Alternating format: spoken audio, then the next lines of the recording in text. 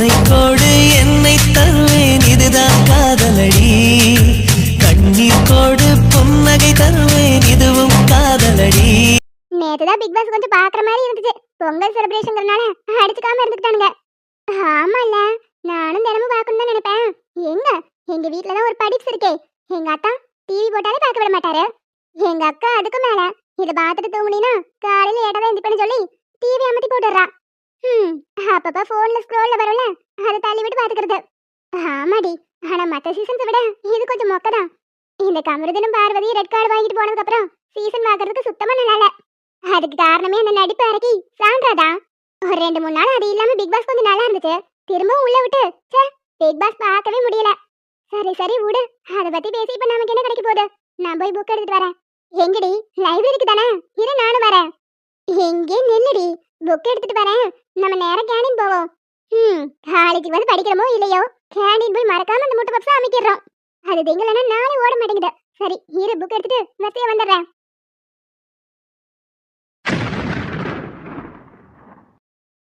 சத்யா, என்ன பண்ற? முதல்ல எந்திரி. ஐடி எதுவும் பிடிச்சிருச்சா என்ன? முள்ள இருக்குடா, சொல்ல வேண்டியதானே. இப்படி குறுக்க வந்து கை வைக்கிற. முள்ளு மேல உன் கால் பட்டா உனக்கு வலிக்கு மேனதான் ஓடி வந்து கை வச்சுட்டேன். என்னத்துக்கு நீ இப்படி எல்லாம் பண்ணிக்கிட்டு இருக்கேன்னு எனக்கு ஒண்ணும் தெரியாது. ஆனா நான் இன்னைக்கு ஒண்ணு நம்ப போறதில்ல, அதை மட்டும் நல்லா தெரிஞ்சுக்கோ.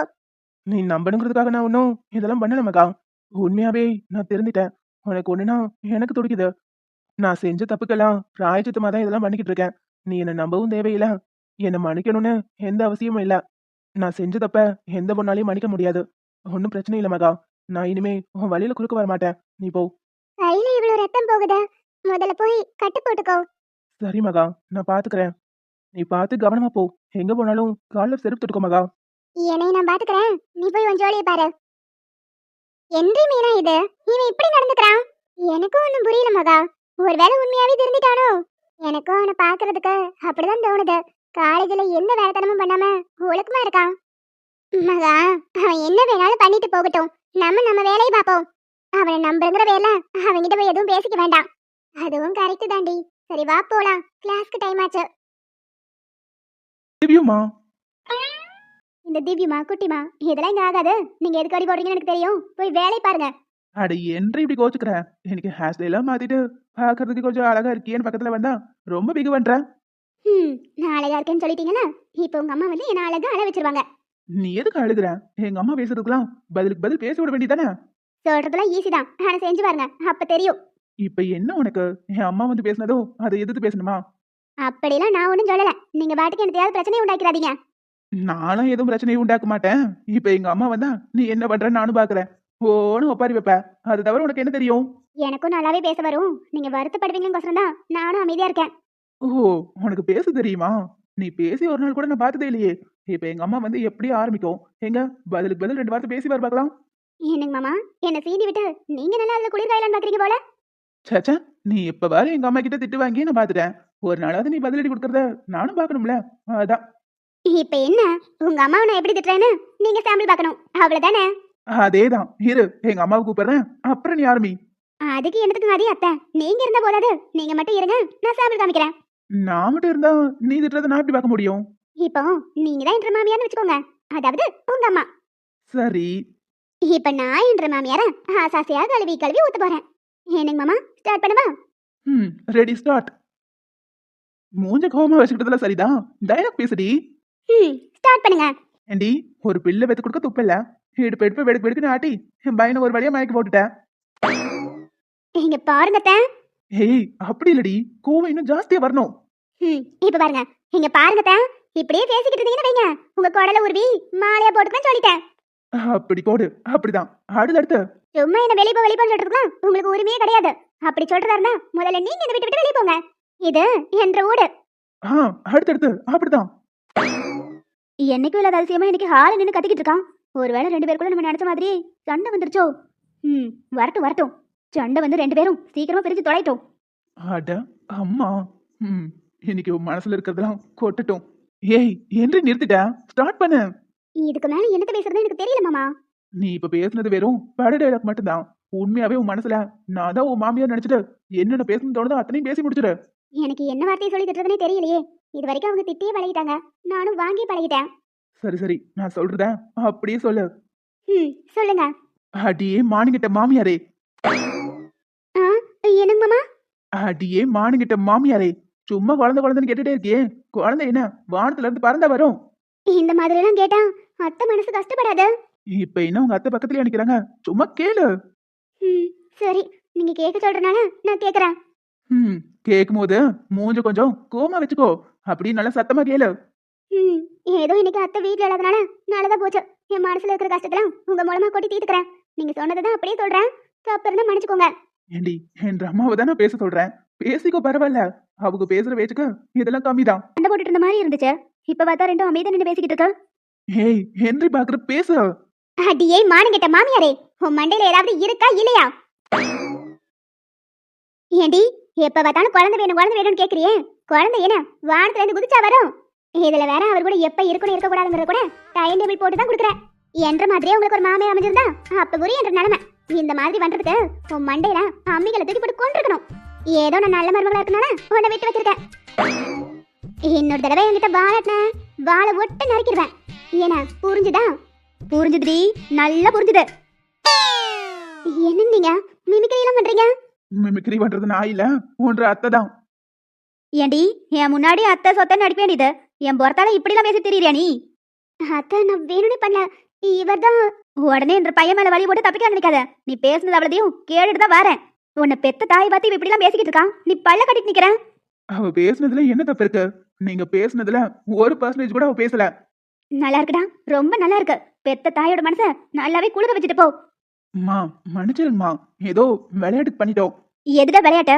உன் அம்மாவை திட்டுறதா உனக்கு விளையாட்டா? அது சாரிங்க அத்தை, நான் வேணும்னே பண்ணல. என்னடா நம்ம இப்படி எல்லாம் பேசியும் அமைதியா இருக்காளேன்னு நானும் நினைச்சுக்கிட்டு இருந்தேன். இப்பதானே தெரியுது, பின்னாடி பக்கம் பக்கமா பேசிக்கிட்டு என் முன்னாடி நடிச்சுக்கிட்டுல இருக்கேன். இன்னைக்கு தாண்டி உன் சுயரூபமே வெளியே வந்திருக்க. அம்மா சும்மா விளையாட்டுக்கு பண்ணது எதுக்கு இப்படி சீரியஸா எடுத்து கத்திக்கிட்டு இருக்கீங்க? விடுங்க, எனக்கு பசிக்குது, சாப்பாடு எடுத்து வை.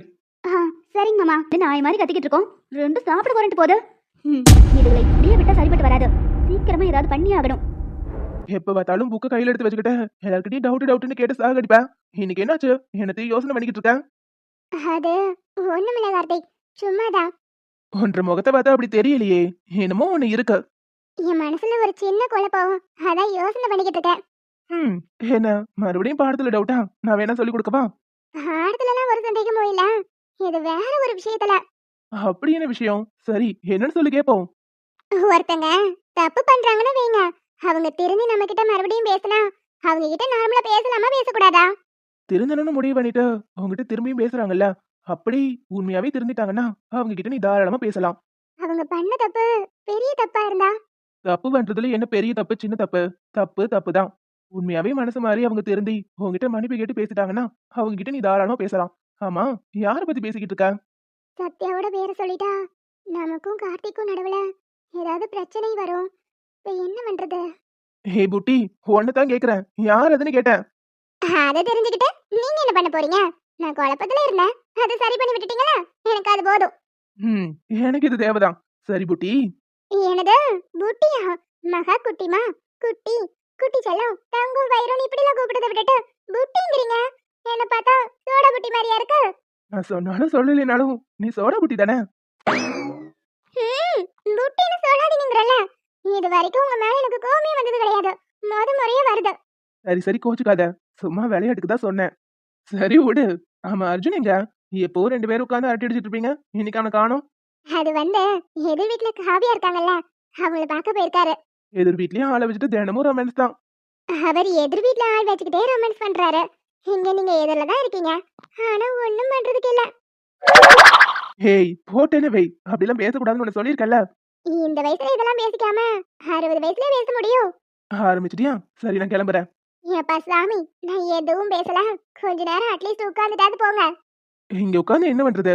ஆதியை பார்க்க வந்தேன், அவனை பார்த்துட்டு கிளம்ப வேண்டியதுதான். பக்கத்துல லவர் வச்சுக்கிட்டு இந்த மாதிரி ஒரு கேள்வி கேக்குறீங்க பாத்தீங்களா? உங்கள மாதிரி ஒரு டியூப் லைட்டா இந்த உலகத்திலேயே பார்த்ததில்ல. வந்ததுல இருந்து நானும் பாத்துக்கிட்டு இருக்கேன், என்ன கொஞ்சம் ஓவரா தான் டேமேஜ் பண்ணிக்கிட்டு இருக்க. இம்பிட்ட பேசி வம்பளுத்து என்ன பிரயோஜனம்? உங்களுக்கு தான் ஒண்ணும் தோண மாட்டேங்குதே. இப்ப என்ன தோணணுங்கிற? கொஞ்ச நேரம் இங்க அண்ணன் பாருங்க, என்னென்னமோ தோணும். பாத்துட்டேன், அப்படி ஒண்ணும் தோணலையே. இப்படி உடனே சொன்னா இப்படி? கொஞ்ச நேரம் பாருங்க, அப்ப தோணுதா இல்லையான்னு உங்களுக்கே புரியும். நீதானே நீதானே என் நெஞ்சை தட்டும் சத்தம் அழகாயுடைந்தேன் நீயே அழுத்தம் நீதான். என்னங்க கார்த்திக், தோணுச்சா? ம், நான் தான் சொன்னேன்ல கார்த்திக், என் கண்ணை பார்க்கும்போது நிச்சயமா உங்களுக்கு ஃபீல் ஆகும். ஆமா, என்ன தோணுச்சு? உண்மையா காதலிக்கிற பொண்ணு பக்கத்துல இருக்கும்போது ஒரு ஆம்பளைக்கு வேற என்ன தோணும்? அதே உணர்வு தான் எனக்குள்ளும் ஏற்படுது. இப்ப இவகிட்ட சொல்லிட்டா இவ படிப்பு தான் ஸ்பாயில் ஆகும். கார்த்திக், உங்களுக்குள்ளேயும் என்னத்தையும் போட்டு யோசிக்காம என்ன தோணுச்சுன்னு சொல்லுங்க. சொல்லுங்க கார்த்திக், என்ன தோணுச்சுன்னு சொல்லுங்க. என்ன தோணுச்சுன்னு சொல்லணும், அவ்வளவுதானே? ம், ஆமா. என் கண்ணை பார்க்கும்போது உங்களுக்கு என்ன தோணுச்சோ அதை அப்படியே வார்த்தை மாறாம சொல்லணும். கண்ணத்திலே ஒண்ணு விட்டு போய் படிடின்னு சொல்லணும்னு தோணுது. எப்படி எப்படி? மறுபடியும் சொல்லுங்க. கண்ணத்திலே ஒண்ணு விட்டு உன்னை படிடின்னு சொல்ல தோணுது. ஐயோ, என்னது யோவா? ஆமையா, இப்படி அழகான ஃபிகர் பக்கத்துல வச்சுக்கிட்டு என்ன தோணுதுன்னு கேக்குறேன். நீ வாட்டுக்கு லூசு மாதிரி படிக்க போன்னு சொல்ற. ஆளி மூஞ்சி முகரையும் பாரு. உன்கிட்ட கேட்டனா என் புத்திய சொல்லணும். என்ன என்னால இருக்கு? போய் போய் ஒண்ணு காதலிச்சேன் பாரு. உன்னையா காதலிக்க சொன்னா நீ ஒண்ணு என்ன காதலிக்க வேண்டாம், கிளம்பு. எல்லாம் என் தாலே இழுத்து. நீ கிளம்ப சொன்னா கூட என்னால போக முடியல. உன் மேல உயிரியே வச்சிருக்கேன். உனக்கு அது எப்பதான் புரிய போகுதோ தெரியல. ஹம். நீ வேணா பாரு, இருக்கும் போது என்ன மிஸ் பண்ணிட்டு இல்லாத போது தேடுவேன். மகா, லூஸ் மாதிரி பேசாத. போய் படிக்கிற வேலையை பாருன்னு சொன்னதுல என்ன தப்பு இருக்கு? ஒரு தப்பும் இல்ல. என் பக்கத்துல உட்காந்து நீ ரொமான்டிக்கா ஒண்ணு பேச வேண்டாம். அட்லீஸ்ட் கொஞ்ச நேரம் எனக்கு பிடிச்ச மாதிரி 2 வார்த்தை பேசலாம்ல. இப்படிலாம் நீ பண்ணிக்கிட்டே இருக்க. ஒரு நாள் பாரு, நீயே தேடினாலும் கிடைக்காத இடத்துக்கு நான் போக தான் போறேன். ஏய், கொஞ்சம் வாய மூடுறியா? முடியாது. எப்ப பார்த்தாலும் என்ன சின்ன பிள்ளைன்னு சொல்லி சொல்லி சொல்லி தள்ளியே வைக்கிறீங்க. உங்க வீட்ல ஒரு வேளை ஏன் வயசுல ஒரு பொண்ணு பார்த்தா கட்டிக்காமையா இருப்பீங்க? இல்ல அந்த பொண்ணை கட்டிக்கிட்டு நீ என்னை விட சின்ன பிள்ளை அதனால தள்ளி ஏறின அட்வைஸ் பண்ணிட்டே இருப்பீங்களா? ஏன் கார்த்திக் புரிஞ்சுக்கவே மாட்டேங்கிறீங்க? என் வயசுல எல்லாரும் லவ் பண்ணிட்டு தானே இருக்காங்க. நான் லவ் பண்றதுல அப்படி என்ன தப்பு? மகா, இது படிக்க வேண்டிய வயசு. உன் படிப்பை முடிச்சிட்டு அப்புறம் நீ இதெல்லாம் பண்ணு. சும்மா ஏதாவது காரணம் சொல்லிட்டே இருக்காதீங்க கார்த்திக். நான் வேணும்னா இப்பவே சொல்லிருங்க. வேண்டான்னு ஒரு முடிவா சொல்லிருங்க. நான் பாட்டுக்கு என் மனசை மாத்திக்கிறேன். நீ எனக்கு வேணாம்னு சொல்றதுக்கு ஒரு செகண்ட் ஆகாது. நான் வேணாம்னு சொன்னா உன்னால தாங்கிக்க முடியுமா?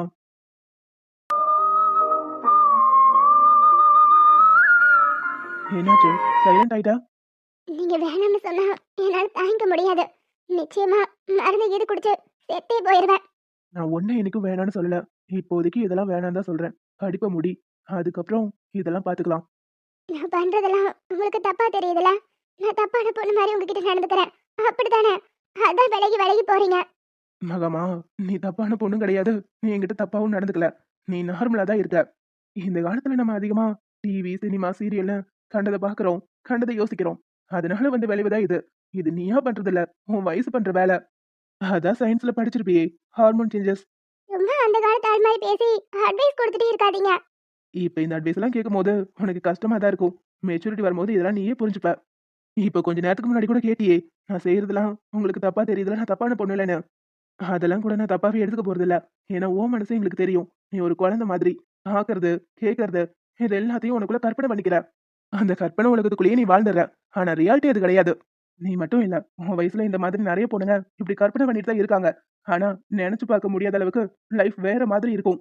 கற்பனையும் ரியாலிட்டியும் ஒரே மாதிரி இருக்காது. உன்னை பொறுத்த வரைக்கும் கல்யாணம்னா என்ன தெரியுமா? புருஷன் வேலைக்கு போவான், நம்ம வீட்டுல இருப்போம், முடிஞ்சா சமைப்போம், இல்லைன்னா ஸ்விக்கில ஆர்டர் போட்டு சாப்பிடுவோம். இடப்பட்ட நேரத்துல படிக்கவும் வேண்டாம், ஒண்ணும் பண்ண வேண்டாம், நல்லா சாப்பிட்டு போட்டு தூங்குவோம். இதுதானே யோசிச்சு வச்சிருக்க? அப்படிலாம் ஒண்ணும் இல்ல. படிச்சு முடிச்சிட்டு நாங்களும் வேலைக்கு போவோம். சரி, நீ வேலைக்கு போவேன்னு வச்சுக்கலாம். 2 பேரும் வேலைக்கு போயிட்டு வரோம். வேலைக்கு போயிட்டு வந்துட்டு நைட்டு எப்படியும் நீ தான் சமைக்க வேண்டிய சூழ்நிலை வரும். ஒரு நாள் எனக்கு டயர்டா இருக்குன்னு உனக்கு நான் ஹெல்ப் பண்ண வரமாட்டேன்னு என்ன பண்ணுவ? அது எப்படி? நான் மட்டும் வேலைக்கு போயிட்டு வந்து உங்களுக்கு சமைச்சு போடணுமா? எனக்கு என்ன தலையிலத்தா? உங்களுக்கு வேணா வந்து ஹெல்ப் பண்ணுங்க, இல்லைன்னா அம்மா வீட்டுக்கு போயிருவேன்னு சொல்லுவேன். சூப்பர். ஆனா உண்மையாவே ஹஸ்பண்ட் ஒய்ஃப்னா அப்படி இருக்க மாட்டாங்க. இன்னைக்கு ஒரு நாள் நீங்க டயர்டா இருக்கீங்களா? சரி, நல்லா ரெஸ்ட் எடுங்க, நானே சமைச்சிடுறேன்னு ஒன்னும் ஒய்ஃப் அந்த இடத்துல சாக்ரிஃபைஸ் பண்ணுவாங்க. அப்படி இல்லைன்னா டயர்டா இருந்தாலும் பரவாயில்லன்னு உனக்காக நான் வேலை செய்யணும். அந்த இடத்துல ஒருத்தருக்கு ஒருத்தர் விட்டு கொடுத்து போகணும். ஒருவேளை ஒருத்தர் விட்டு கொடுக்கலைனாலும் அது பெரிய பிரச்சனையாகும். இப்படி சின்ன சின்ன சண்டை ஒரு வருஷத்துல வேற மாதிரி வந்து நிக்கும். அதுக்காக தான் சொல்றேன், கொஞ்சம் பொறுமையா இரு. 3 வருஷமா ஒழுங்கா படி. படிச்சு முடிச்சதுக்கு அப்புறம் எதுனாலும் பாத்துக்கலாம். என்ன, நான் சொல்றதெல்லாம் மண்டையில ஏறுதா இல்லையா? ம், புரியுது. ம், சரி, நான் ஆதி பத்திரி கிளம்புறேன். நீ அழுகாம கண்ணை தொடச்சிட்டு ஒழுங்கா சமத்தா பிக் பாஸ் பாரு. அதானே உனக்கு பிடிக்கும். ஆமா, நீங்களும் பிக் பாஸ் பாப்பீங்களா? ம், அப்பப்ப பாப்பேன். ம், சாரி, நான் ஏதாவது தப்பா பேசியிருந்தா. நீ எதுவும் தப்பா பேசல. நான் உன்னை எதுவும் தப்பாவும் நினைக்கல. சரியா? ம்